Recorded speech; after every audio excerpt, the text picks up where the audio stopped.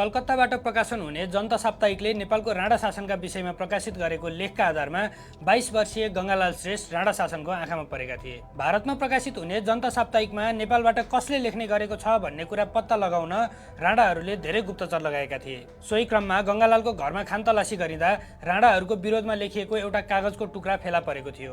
जनता साप्ताहिकबाट सारेर राखिएको कागजको टुक्रा थियो त्यो। त्यही कागजको टुक्राका कारण नेपालतिरैबाट भारततिर छाप्न पठाउने गरिएको शंकाका आधारमा गङ्गालाल राणा प्रधानमन्त्री श्री 3 जुद्ध शमशेरको निगरानीमा परेका थिए। त्यही कागजको टुक्राका कारण गङ्गालालसित सोधखोज हुन थाल्यो। तर जनता साप्ताहिकमा लेखिएको लेख गङ्गालालको थिएन।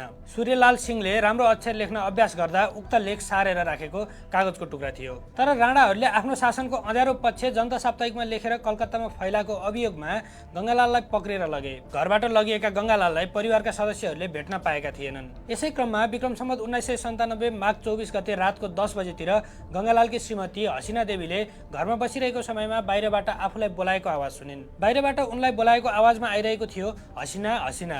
बाहिर निस्केर हेर्दा त्यसबेलाको ट्रक जस्तो सवारी साधन लहरीमा शोभा भगवतीतर्फ लगियो। लहरीबाट आएको आवाज थियो गङ्गालाल श्रेष्ठको। गङ्गालालकी श्रीमती हसिना अघिल्लो दिन मात्र सुत्केरी भएकी थिइन्। उनले आफ्नो सन्तानको अनुहार पनि हेर्न पाएका थिएनन्।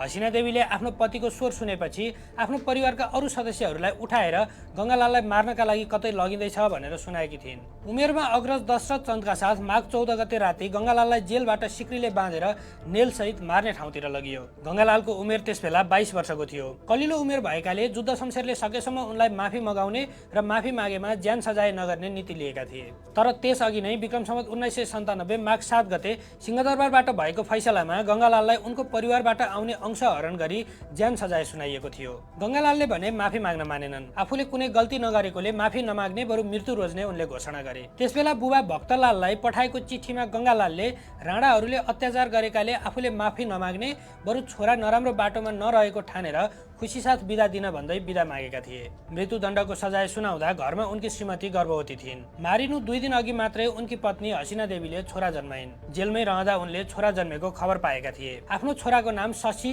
अर्थात् चन्द्रमा राखिदिनु भनेर गङ्गालालले घरमा खबर पठाएका थिए। गङ्गालाललाई मृत्युदण्डको सजाय सुनाइएको कुरामा काठमाडौँको नेवार समुदायमा ठूलो संवेदना पैदा भएको थियो। उनको परिवारको इमानदार र जनसेवी शैलीका कारण राणा परिवारभित्र पनि यसको ठूलो कम्पन पैदा भएको थियो। गङ्गालाललाई ज्यान सजाय हुने खबरले त्यसबेलाका शक्तिशाली जनरल बहादुर शमशेर सहित अन्य राणा परिवारका छोरीहरूले प्रधानमन्त्री जुद्ध शमशेर कहाँ गएर माफी दिन अनुरोध गरेका थिए।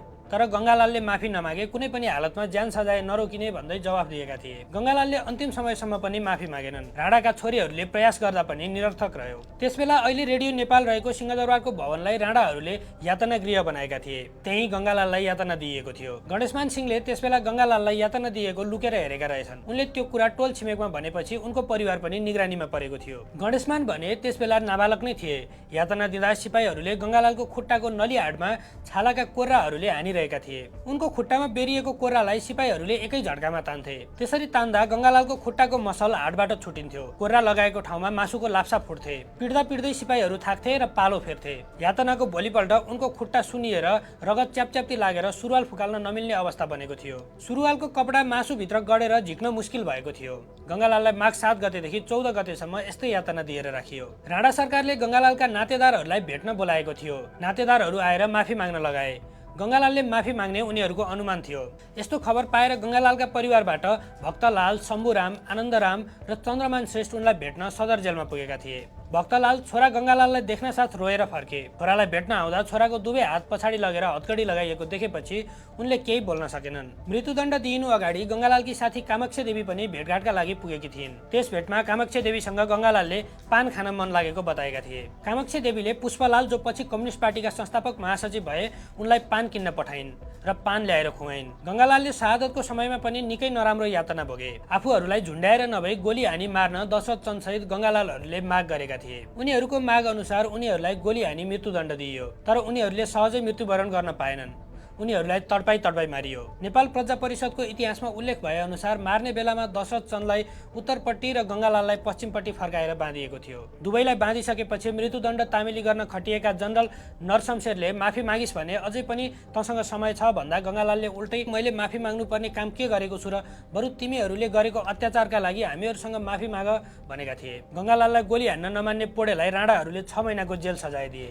दशरथ र गङ्गालाललाई मृत्युदण्ड दिने आदेश तामेल गर्न जनरल नरशमशेर खटिएका थिए। जसलाई गोली हान्न आदेश गरिएको थियो उसको हात काँपेर नजिकै गएर गोली हान्न सकेन। टाढाबाट हानेको गोलीले निशाना लागेको थिएन। गोली हान्न आदेश पाएको पोडेको हात कामेपछि नरशमशेरले नै पेस्तोलको ट्रिगर दबाई गोली चलाए। उनले चलाएको गोली गङ्गालालको छातीमा लाग्यो। पेस्तोल पोडेको हातमा भए पनि त्यसमा ट्रिगर दबाउने नरशमशेर थिए। त्यसबेला रातको 2 बजेको थियो।